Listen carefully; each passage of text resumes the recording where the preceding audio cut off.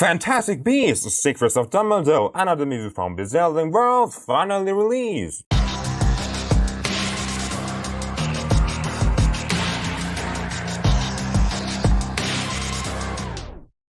So the third movie of Fantastic Beasts franchise released on March 29, 2022 London. In fact, in the red carpet I just remembered Harry Potter and Deathly Hallows Part 2. It was very great red carpet, and so sadness and painful, because, the last Harry Potter after 11 years. But Fantastic Beasts: Secrets of Dumbledore, after 4 years waiting, finally released. It felt bad to see other acting instead of Johnny Depp as Gellert Grindelwald. However, Mikkelsen could play this role very good, but, seeing one actor as this character in 2 first movies and the third movie suddenly, well, Dumbledore's Secrets was perhaps the most important film of the franchise. And in this film, they suddenly changed the main villain of the story, on which the whole franchise is based on him and his crimes and his goals. It may not feel good at first, but you will definitely get used to it in the very short time that the film had. It was very short film. Just 140 minutes. Very short.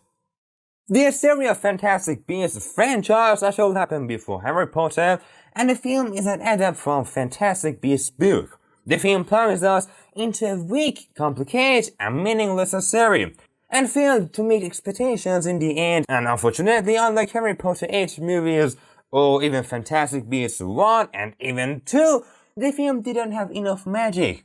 The series starts by meeting Dumbledore, played by Jude, and Grindelwald, played by Mikkelsen, where we understand they loved each other in past, and they made a blood pact, and as a result, they cannot take action against each other. The movie carries on after crimes of Grindelwald in 2018. Grindelwald wants to control the wizarding world, so he tries to get a killing, a pure being who can know pure human beings, and is therefore supposed to help lead Grindelwald. So to find this creature, he asks Credence, played by Ezra Miller, for his help. Newt Scamander, played by Redmayne, is a botanist who writes botanical books and looks for plants and animals. Well, it's not like that. Instead of doing botanical works, the botanist helps Dumbledore prevent Grindelwald from gaining power. Well, it was a wizarding summary. If I want to give a short summary, it's like this. Someone wants to gain power and become the leader of the world and does bad stuff. So you want to stop him or her or them. You see? This is the whole story. Like Mobius, it was very traditional and the series didn't have any new things, but Fantastic Beasts, at least David Yates changed some elements, and he removed very traditional things. While Grindelwald is trying to gain power and influence on politics by killing and his team and the source of battle, Dumbledore and his team starts to fight with him and try to stop the war that Grindelwald is going to start between Wizarding World and Muggles World. The movie was almost 2.5 hours and it was boring. At no point of the film you feel exciting so much. The dialogues were repetitive politics sentences and very pointless.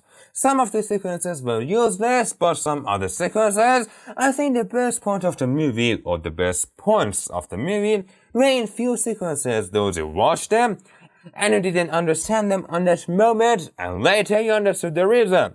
In some parts you're confused, and for this, you felt boring because they didn't make some issues clear for us. So we sit and wish they made them clear for us, but it doesn't happen.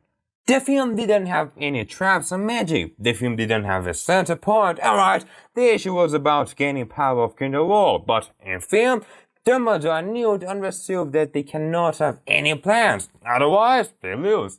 But in some sequences, in fact, most of sequences, they broken this rule and they made a plan. Some of the sentences were meaningless and you could not understand their point. The movie had some action scenes and by CGI's favor, it was difficult to understand them. In addition to this, the film had some feedbacks to some of Harry Potter's scenes, and these feedbacks were pointless too. Like talking about Black Army or the last battle between Grindelwald and Dumbledore. About Dumbledore, oh god, just look at him. He's like detective of 9 to 30, but really, his scream and his characterization and his thoughts were lovely and good. In my opinion, the worst part of the film, which is a good reason to remove 1.5 or even 2 points of 10 points of the film, was this that during the movie, their behaviors and the words they said made a war background in my mind, so I expected a war, like Harry Potter, that in 6 movies they were talking about a war, and then this war started in Deathly Hallows Part 1, and in Part 2 it finished, and it could meet expectations. Well, it was Harry Potter. They raised our expectations in 6 movies, and then we expected a perfect war, and finally it happened. But in Fantastic Beasts franchise, in just the 3rd movie, they raised my expectations and I expected a great war, not great like Harry Potter, which lasts as long as 2 150-minute movies. A good war, just a good war, but it didn't happen either. At the end, they really filmed. Fantastic Beasts and Where to Find Them was the best movie of this franchise, and it was exactly the thing we wanted. The 2nd movie, Grindelwald's crime, was not good enough like Where to Find Them or even other Wizarding World movies, but the 3rd movie, in addition to not having a good story, well, from not having a good story, I don't mean so bad, I mean just something normal, something between bad and normal, like 45% or 50%. I mean 55% or 50%, it was boring. In addition to this, the characters were boring too. From Newt's Commander, a famous botanist in Wizarding World, was not exciting and acceptable like Fantastic Beasts, Where to Find Them, and even Fantastic Beasts, Grindelwald's Crime. Or, for example, Jacob Kowalski, an American Muggle. I could not understand his character in the franchise. Alright, at least in Fantastic Beasts 1 and 2, he did something, but in Secrets of Dumbledore, he was really useless. He was Muggle, and he could not do any magic, and his love between Queenie could be better and be more meaningful. Mads Mikkelsen and Jude, as I said, they could play their characters not boring, and even they were lovely. But if it was Johnny Depp as Grindelwald, it could be better. Another character was Dumbledore's brother, who we had him in Harry Potter 2. Richard Coyle as Aberforth. I think his character was a sort of pointless still. He was angry, so serious and cool to roll, but about stopping Grindelwald, in my opinion, he was useless.